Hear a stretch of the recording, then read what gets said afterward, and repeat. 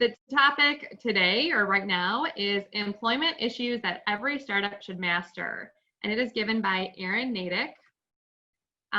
Aaron is in our Providence office, and he works to protect companies from their employees running away with their valuable information. So specifically, he works on putting restrictive covenant agreements in place. And if those agreements are violated, he helps those companies litigate and get some recourse. He works with protecting companies' trade secrets, and also helps companies from precluding their employees from working for a competitor. He defends claims brought against employers based on employment discrimination, harassment, wage and hour issues, violations of background check laws, and a variety of other issues. So first of all, I'm super excited to be part of EIA this year. I've never actually been to Europe, so to be there virtually right now, I feel like I'm almost there, and I'm excited to hopefully head over there in years to come and check it out and meet all you great folks. So first, who am I? I think this gives a little bit of context and background for the presentation to come. My practice focuses on labor and employment law. It's really anything to do with it, labor and employment law, hiring practices, termination of employees, background checks, trade secret protection, confidential information, protecting that from your employees and disclosing it, discrimination, harassment claims, and really everything in between. And then there's two separate aspects to my practice. The first aspect is advice and counsel. It's avoiding the legal trouble to begin with. And then the second aspect is litigation. And really, we hope to, in our advice and counsel with our clients, if they seek compliance advice, we hope to give them compliance advice and avoid that litigation. Obviously, in some instances, it's not possible, but to the extent possible, we like to avoid that litigation. So this presentation is really intended to provide you with some background on the different types of laws, so that you are in compliance and can avoid the litigation as well. So today's presentation is really two parts. The first part is going to be about complying with the law, various employment laws. The second part's about protecting your valuable information and customers. So with respect to the first part, we're first going to talk about classification, employee versus independent contractor. Second, we'll go through background check and criminal history laws. Third, we're going to go through complying with wage and hour laws. And again, that second part will be about protecting valuable information and customers, and really in particular, it's going to be a discussion about non-competition and non-solicitation agreements. So independent contractors are employees. First of all, why do you care? Well, as a startup, you want to obviously save as much money as possible. You don't want to spend unnecessary money on employees and taxes and things like that if you don't have to. But at the same time, what we've seen is many startups misclassify their employees as independent contractors. They'll say a worker is an independent contractor, when really that worker should be an employee. And it lands them in some significant trouble and significant financial trouble. And we're going to go through that a little bit so you can understand, first, what makes a person an independent contractor, and second, what the consequences are for misclassification in the event that you want to take on that risk and misclassify. So first, employee versus independent contractor. They're treated differently with respect to a number of different federal and state laws. So taxes, that's a big one. State and federal income taxes, as well as Social Security, Medicare, and unemployment. Employees and employers contribute to all that stuff, whereas independent contractors are treated a little differently. Unemployment insurance. Obviously, independent contractors generally aren't required to have unemployment insurance. Employees are. Employers will contribute to that. Employers have to have workers' compensation insurance for employees. Generally, under state law, independent contractors have to have their own workers' compensation insurance. Employee benefit plans. apply to employees and not to independent contractors.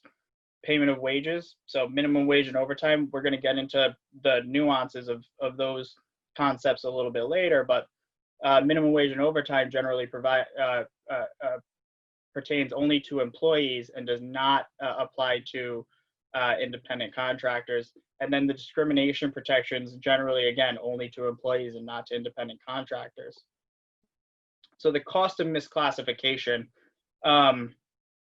this slide is really about how misclassification costs the government money, right? And it, it's in the billions of dollars that it costs federal, state, and local governments, and unemployment insurance, workers' compensation funds, and taxes. Really, though, if I were you, I'd be thinking, they don't need my money. But why do I care? Well, you have to care because they care, right? And they care enough that they're going to come after you if they find out. So again, who cares? You do. The key focus is whether an individual is properly classified as a contractor, consultant, or advisor, as opposed to an employee. So the potential repercussions of a contractor misclassification. A misclassified contractor could be entitled to first, retroactive participation in employee benefits. Second, payment of employment taxes and amounts that should have been withheld, including interest and penalties. And this is one of the big ones, because generally with an employee, you're contributing in incremental amounts with each of their paychecks, whereas and that accumulates over time. If you, for example, if someone's misclassified for a couple of years, and then it's discovered, you're going to have all of that money that you should have paid in the aggregate that you're going to be responsible for, plus interest. And then on top of it, the IRS or the state government, if that's where the issue is going to impose penalties on you. And sometimes the penalties are pretty significant.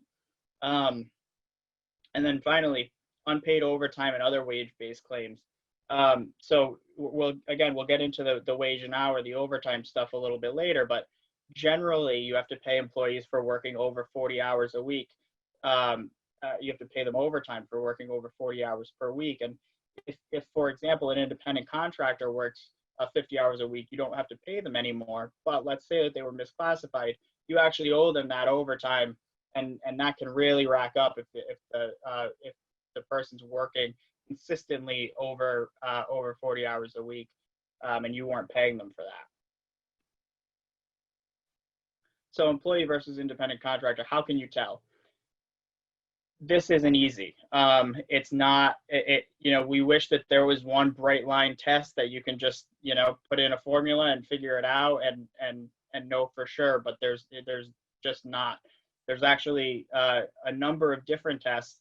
And sometimes actually employees will qualify or workers will qualify as an independent contractor under one of the tests and not under another test. So it's really a fact-intensive analysis that you have to go through for each worker in each different context.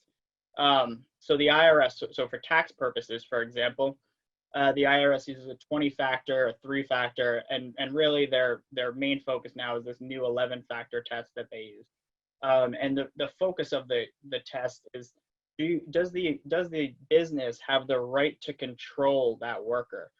Do they, give them daily assignments, control their day-to-day activity, things like that. And we're going to go through that. We're going to go through the IRS's 11-factor test. Then the Department of Labor has a different test for purposes of overtime and minimum wage for the FLSA, which we'll talk about the FLSA in a little bit, but they use what's called the economic realities test. And what that focuses on is a little bit different. It seeks to determine whether the worker really relies on that business, that hiring party, to earn a living, or if the worker is more self-reliant and independent. So independent contractors, the way they really are supposed to earn a living is, they have this established trade that they do. They do this contracting work. And they do this contracting work for a number of different businesses, and doing that allows them to to make a living. Whereas an employee generally, they have a job, they have maybe two jobs, but they're really reliant on that employer for their income. And then on top of that, on top of those two tests, there are state law tests, which may vary. Some of them are the same as the IRS's test or the Department of Labor's test. There are different state law tests for state taxes, unemployment, workers' compensation, and other programs. So that's more of a, that's one of those things where when you're considering an employee, you might want to go through the IRS test and the Department of Labor test first, and then dig into the details on the state law tests. So the IRS's 11-factor test. These are the factors that you need to meet in order to be an independent contractor, and not one of them is controlling. So you could be, some of them you might not meet, but then other ones you certainly meet, and maybe you're still qualified as an independent contractor. But you want to really try to meet as many of these as possible in order to classify your worker as an independent contractor. So instructions that the business gives to the worker. Is the worker really, are they responsible for a task? Are they installed this printer, or are they subject to direction and control? Are they every single day, do they come in and get direction and control from the employer? If it's more of a task thing, that's an independent contractor, where you're not controlling how they do their job, how they do the project that you hired them for. Whereas if you're controlling the method of delivery of the deliverables, it's more of an employee relationship. Second, the training that the business gives to the worker. As I mentioned before, an independent contractor is supposed to have sort of this established trade that they do. So they shouldn't really need too much training on the business in order for them to be able to do the tasks that they're hired for. So the more training that a worker gets, the more likely they are to be an employee. The extent to which a worker has unreimbursed business expenses. Again, this goes to the worker's sort of established trade. If they're an independent contractor, you're hiring this person to perform a specific project, and for them to do that, they have to expend some money. They have to expend time and effort, and they take on risk in doing that. And if you're reimbursing for business expenses and things like that, it's more of an employment relationship where they're just being hired to work, as opposed to perform a project at their time and expense for a set amount of money. The extent of the worker's investment. So more worker investment, it sort of goes hand in hand with what I just mentioned. More worker investment, more likely to be a contractor. The extent to which the worker makes his or her services available to the relevant market. I talked about this a little before. The contractor is really, they dabble throughout the market. They're not just tied to this one employer. So the more availability they have to the market, the more likely they are to be a contractor. How the business pays the worker. Is it a task basis, or is it hourly versus salary? You could still pay a contractor on an hourly basis, but generally the idea is that you're paying them to perform a certain task or project. So you really want to tie, no matter what it is, you want to tie their payment of money to some specific project, if possible. The extent to which the worker can realize a profit or loss. So the more risk of loss or ability to make a profit, the more likely to be a contractor. If you hire someone and let's say that you classify them as an independent contractor, you're going to pay them $1,000 to do this project.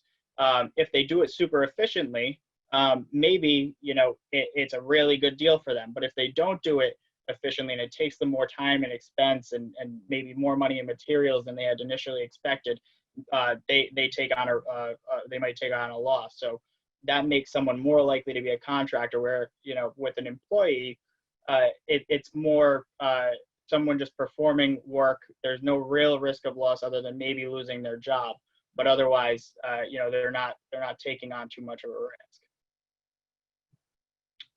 Written contracts describing the relationships of the parties is another factor in the test. Is it an employment agreement or is it an independent contractor agreement? Whether or not the employee receives employee type benefits, such as health insurance, pension plan, vacation pay, sick pay, things like that. If the worker is receiving these types of benefits, it's going to be hard to really claim that, we provided him with health insurance, but he's really just an independent contractor. It doesn't really sit well. The permanency of a relationship.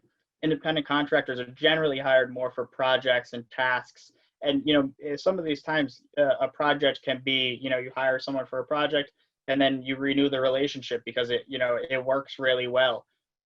So it doesn't necessarily mean it's just a one and done sort of thing, but a more permanent and ongoing relationship is going to indicate more of an employment relationship. And then finally, the extent to which services performed by the worker are a key aspect of the regular business of the company.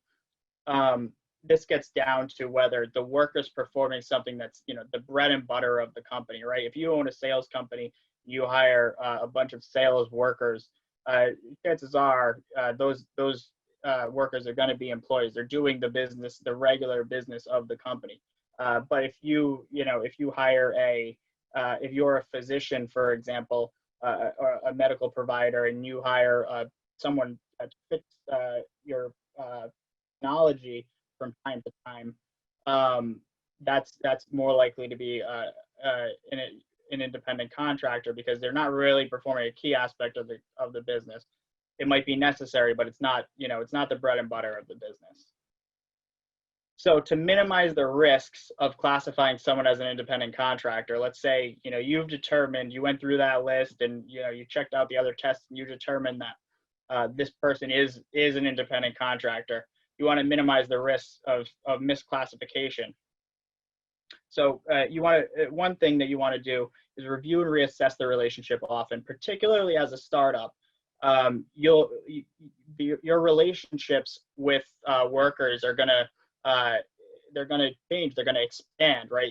Over time, your company is going to expand. So you might need a worker to do more, more in this aspect versus that aspect. So you want to reassess the relationship frequently to make sure that this person, maybe they initially were an independent contractor, but as time went on, their role expanded or changed in a way that they're not really an independent contractor anymore. So to avoid a misclassification issue, you want to keep on checking in on that. Prepare agreements. This is key. So generally, in many states, there's a presumption that a worker is an employee, and you have to prove that they're an independent contractor as the employer or as the company. The best way to at least start to prove that is through an independent contractor agreement, where you lay out the details that we just discussed. For example, the lack of an employment relationship and things like that. No employee benefits, and you set all that down so that it's clear, and there's no argument otherwise that those factors don't exist. No employment benefits, just don't provide them. You pay on a Form 1099. Employees are paid on a W-2 as opposed to a 1099. Avoid providing tools, equipment, uniforms, and expense reimbursements. Again, this is a person that's supposed to have a trade. They should have these tools, equipments, and uniforms. You shouldn't have to provide them to them. No close supervision. You don't want to exercise that direction and control over this worker. If you do, if you're giving them daily tasks and telling them how to do their work, and you're going to be more likely to start to develop an employment relationship as opposed to an independent contractor relationship. This is the same idea. Don't require attendance at meetings or submission of reports. Again, this person should really realistically be going out and performing their trade at different places. For you to require attendance at your meeting at a certain time, it's tough for them to do that. No exclusivity of services, that's that same idea. And there should be worker investment and risk of loss. So we're going to change tunes a little bit and talk about background checks and criminal history inquiries. This is an important piece that companies, especially startups, really should pay attention to a little bit, because you want to make sure that you're employing employees who have backgrounds fit for the job, right? But at the same time, you also don't want to run afoul of these of the laws that are in place that prevent you from from asking certain questions at certain times and things like that about criminal history inquiries. So we're going to go through some of the details of that. So there's 4 real laws or areas of law to consider. The first is the Fair Credit Reporting Act, the FCRA, and we'll go through that in some detail. The second is state law mini FCRAs. We're not going to go through that today. You just know they're out there. Many states don't have them. Many states do. They sometimes just mirror the FCRA. They're the same exact thing. Sometimes they have a couple little extra details that you should pay attention to. So depending on where the employee is that you'll be conducting the background check, you want to check the state law, or at least make sure that the company that you're hiring to perform the background check checks that state law to make sure that they're in compliance. Ban the box laws. These are basically laws that prevent employers or prohibit employers from asking about criminal history until a certain point in the application process. And we'll go through that in some detail too. And then non-discrimination laws, we're going to talk about that as well. So the Fair Credit Reporting Act. So employers can require applicants to submit to background checks as a condition of hiring, and they can require current employees to submit to background checks as a condition of continued employment. It's totally allowed. It's just a matter of complying with the FCRA to make sure that you're giving the right disclosures and you're taking the right steps as you do it. So the FCRA, it applies when an employer uses an outside consumer reporting agency to obtain information about a worker's background, record, credit history, and other information. So you have to be using a consumer reporting agency. This is, backgroundchecks.com, Equifax, TransUnion, things like that. If you're just Googling an employee, the FCRA does not apply. You can, check a worker's, a prospective worker's Facebook all you want. You're not violating the FCRA doing so. The FCRA does allow employers to conduct background checks for employment purposes. Employment purposes is defined pretty broadly as employment, promotion, reassignment, retention, and then the employer's specific obligations under the FCRA are going to depend on the type of report obtained. So there's a difference between a consumer report and an investigative consumer report. We're not going to get into the nuances of that today. Just know that there are some differences in how they're treated. Generally, the way this will work is you would be hiring a consumer reporting agency to provide you with that consumer report anyway. But there are some different obligations nonetheless. So the procedure. So how do you do it? So before you request a background check, you have to provide written disclosure. You have to tell the employee what's going to be included in the background check and their rights under the FCRA. You have to obtain written authorization from the employee to provide to get that background check. You can't just go ahead and do it. The employee has to authorize you to do it.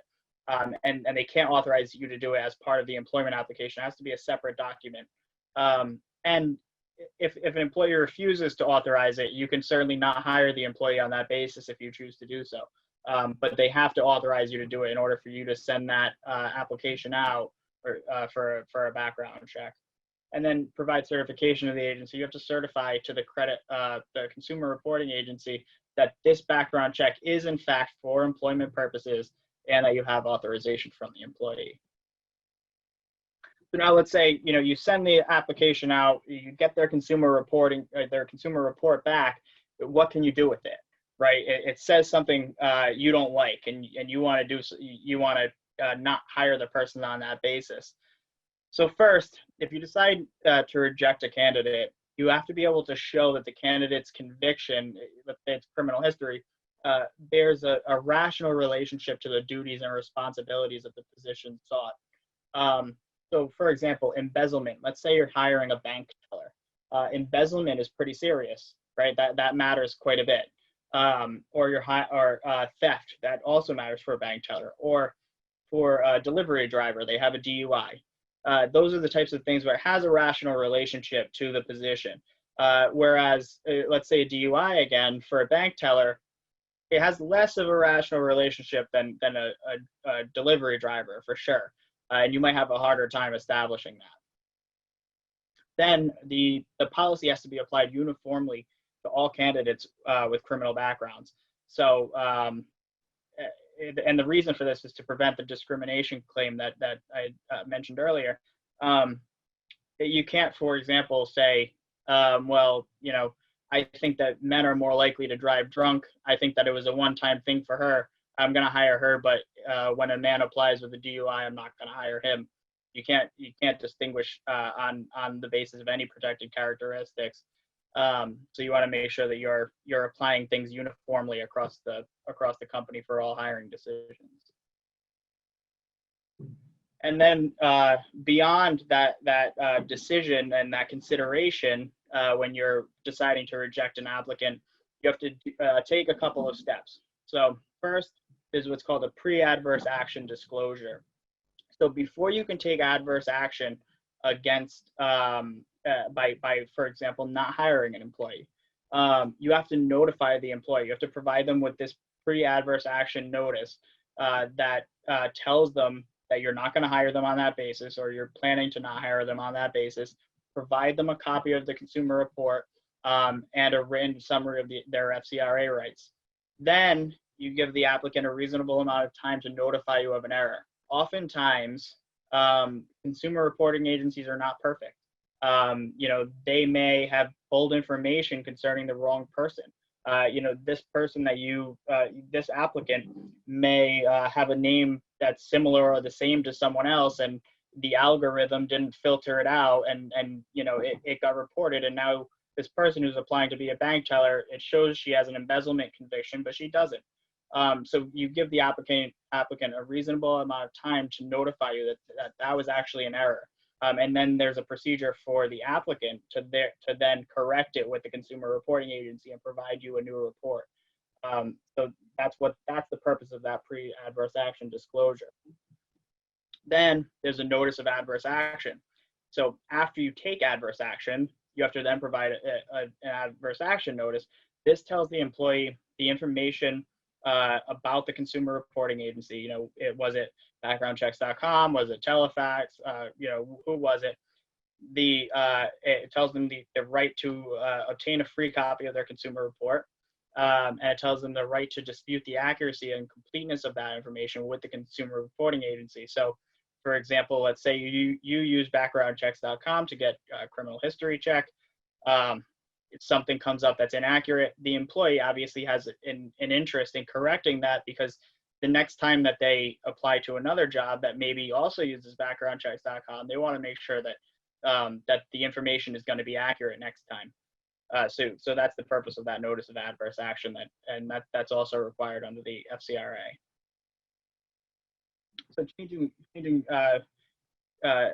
off of the FCRA a little bit, but still on the topic of criminal convictions, ban the box laws. So these are not part of the FCRA at all. These are laws that prohibit employers from asking about criminal history until a certain point in the hiring process.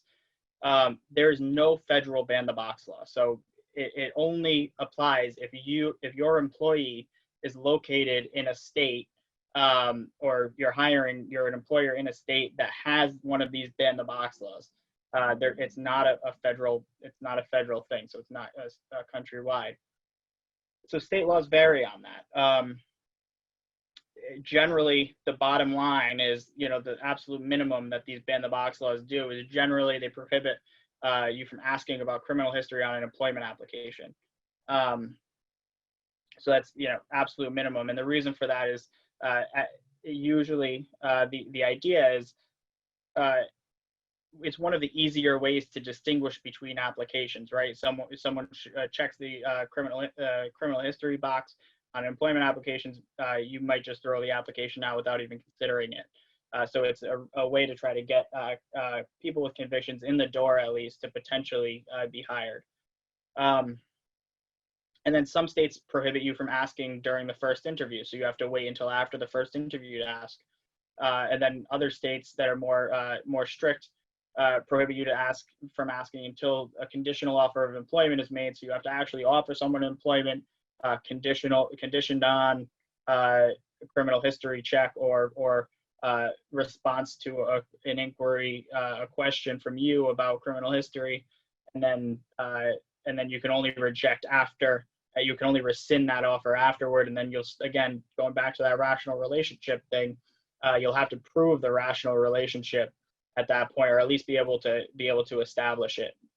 So with respect to ban the box laws, because there's no federal law, check your Department of Labor website for the state that you're in or that your employee is in, and usually they'll provide a summary of which of the law and which requirement it is out of those three that are listed, or some other nuances.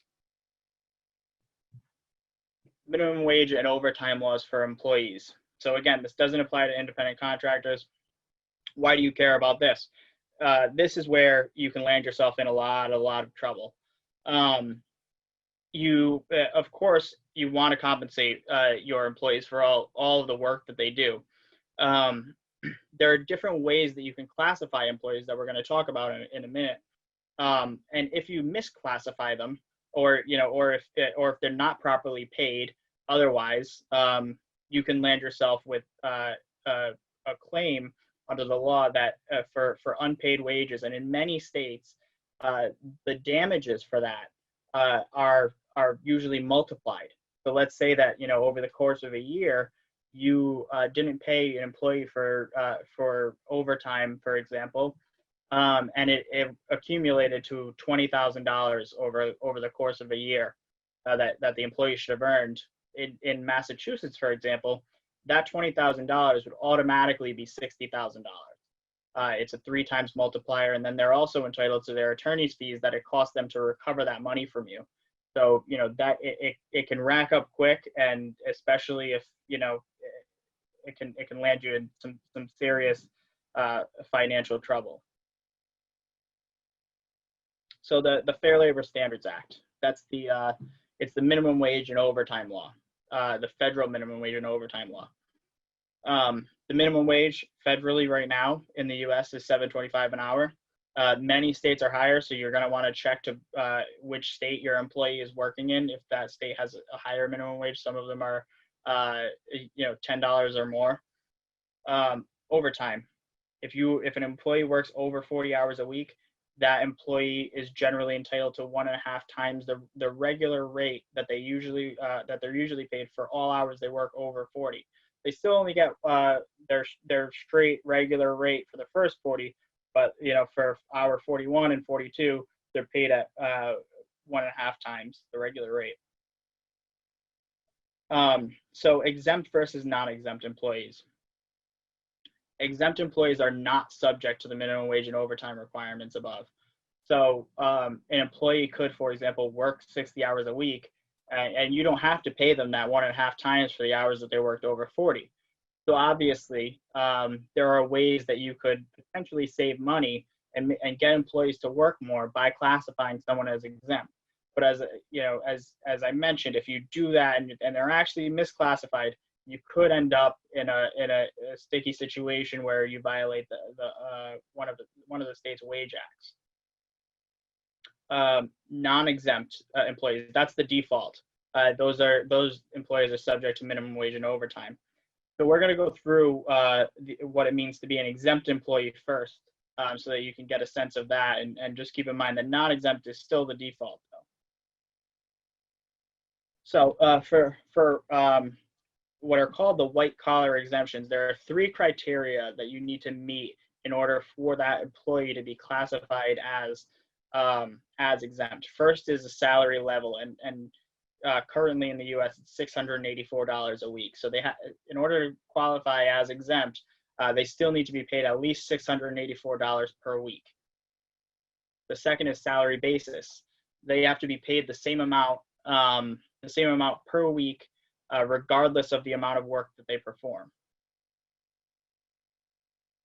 And the third is exempt duties, and we'll go through the exempt duties a little bit.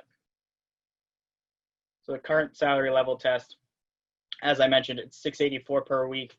It used to be $455. It just went up, so it's now $684. Check your state though, because in your state, where your employee is located, it very well could be higher. Salary basis. So this is that, set amount per week. You need to have a regular predetermined amount that they earn per week. And it can't change based on the variation in quality or quantity of work. So, someone could work for 5 hours in a week if you classify them as exempt, or they could work for 75 hours in a week and they get the same amount no matter what.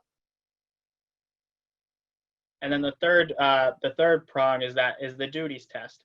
And there are other categories of duties that may qualify someone for an exemption, but these are the main ones, the 5 that are listed there. So computer employee. This isn't just any computer employee. It's not the guy that comes to your shop that runs the antivirus software on your computer. It's someone that has much more skill than that. It's a computer systems analyst. It's a computer programmer, a software engineer, other similarly skilled workers, someone like that. So they have to have some serious computer analytics duties in order to qualify for that computer employee exemption. Outside sales employees. Obviously, the sales part's pretty obvious. They have to do sales. The outside part is the part that trips employers up a lot. They need to actually be outside sales. So they can't be someone who works and comes to your office. They actually can't even work from a home office. They have to be, for example, a medical device representative, sales representative that goes to hospitals and tries to sell devices, or someone that sells items door to door, something like that. They have to actually be outside sales where they're selling things at the customer's place of business. The professional exemption is it requires some level of advanced knowledge. It has to be in a field of science or learning. So, for example, it has to be engineering or the law or medicine or something like that, and has some prolonged specialized education component to it. So usually a 4-year degree or something along those lines. The administrative duties test. So for the administrative duties, it's not just your administrative staff, right? Your secretary does not qualify. It's someone that has discretion over matters of significance in your business. So it's someone that, for example, maybe it's the executive assistant to the CEO who decides who gets into a meeting with the CEO and uses discretion to determine who has the best pitch in order to do it. Something like that. It's someone that really has some level of discretion and judgment in their job for serious matters to do with the business. Then the executive prong is a little more obvious. It's the management of the company. Someone who has at least 2 people that report to them, and they have hiring, firing responsibilities and things of that nature. It's the CEO, mid-level managers, people like that. And so I know I'm sort of just going through these quickly, but I'd be happy to talk about any of them in the clinic just out of just for time purposes, I just wanted to run through them quickly. But sign up for one of the clinics and we can go through any of them in more detail if you'd like. All right, non-exempt employee timekeeping. So now we're switching back off to the minimum, to the employees who under the FLSA, minimum wage and overtime requirements apply to. So first, identifying work time is important, because you need to be paying for all hours worked, and you have to be paying for overtime. So you want to make sure that the employee is recording all hours that they're working. So the quote there, the suffered or permitted, that's an important quote in the FLSA. And really the important part is actually the permitted. Let's say that you have an employee who works 9 to 5, they work 40 hours a week, 9 to 5, 5 days a week. They get their 40 hours in. But now let's say that, you see, you have emails coming in from them at 8 o'clock at night. Well, clearly they're working. So you can't just, sit idly by and let an employee work and not be paid for it. If you're permitting them to work, you have to pay for that time. So that's a key thing to keep in mind. Meal breaks. It's really a state law thing whether an employee is entitled to a meal break. But if you want to provide an employee with an unpaid meal break, it has to be at least 30 minutes. They have to be completely relieved of duty during that time. Rest periods up to 20 minutes have to be counted as hours worked. So if someone takes a 15-minute break just to rest, or to go smoke a cigarette or something like that, they need to be paid for that time. All right, protecting your startup's valuable information and customers. So now we're talking about non-competition and non-solicitation agreements that you would have with your employees. And I think that the value to this is obvious, right? You want to protect your assets, what you're giving to these employees. So to take a step back, restrictive covenant agreements generally. So what restrictive covenant agreements means is it includes non-competition, non-solicitation, and non-disclosure agreements. Generally, restrictive covenants are disfavored by the law, especially non-competition agreements, for reasons that we'll talk about. To be enforceable, a restrictive covenant must be no greater than is required for the protection of a legitimate interest of the employer. So, for example, you hired this person and they you pay them to establish goodwill with your customers, or you provide them with confidential information. You want the restricted covenant to be tailored to really just protect that legitimate interest and not much more. It can't impose an undue burden on the employee. And that's where the non-compete really comes in, because obviously non-competition agreements sometimes, depending on their scope, could put an employee out of work completely, and then not injurious to the public. So we'll talk about non-competition agreements first. These agreements prohibit an employee from working for a competitor for a limited period of time after employment terminates. So, for example, you hire someone, and it's super important that this person not be able to compete with you afterward, and maybe it's a year or 2 years before they're permitted to work for a competitor. Courts disfavor these agreements because many times it would put the employee out of work, and it's really important that when you have these agreements that you draft them and you make them appropriate for the legitimate interest that you're looking to protect. And the reason for that is because you don't want a court to say, well, no, this guy's not going to be able to work anymore, I'm not going to enforce it at all. So there's obviously you may be inclined to try to draw it as widely as possible, because you don't want anyone to leave, and you really don't want this person to leave and even go to anyone that might even compete with you. But you really need to make sure that it's tailored to a legitimate interest. Let's say, for example, it's overly broad, and you have an IT person that you hire, and you have them sign a non-compete, and it says a competition in the agreement. Let's say it's defined as any IT work and this guy is his trade is IT, it's going to be tough for a court to say, well, no, you can't do anything in your trade anymore for a year or two. Whereas, let's say that you're a business and you're focused really on the restaurant industry. You do tech in the restaurant industry, and your non-compete says you can't do tech work in the restaurant industry anymore for a year. A court may say, well, sure, you're an IT person, but you can still do work in other trades. So for that reason, it might be more likely to enforce it. So you really want to tailor it to your particular business so that you're only protecting your interests. These are highly litigated non-competes. There are a lot of state-specific considerations. In most states, they're at least permitted. You just want to make sure that you're checking with respect to the state that you're in, which what are the requirements. And then some states actually don't permit them at all.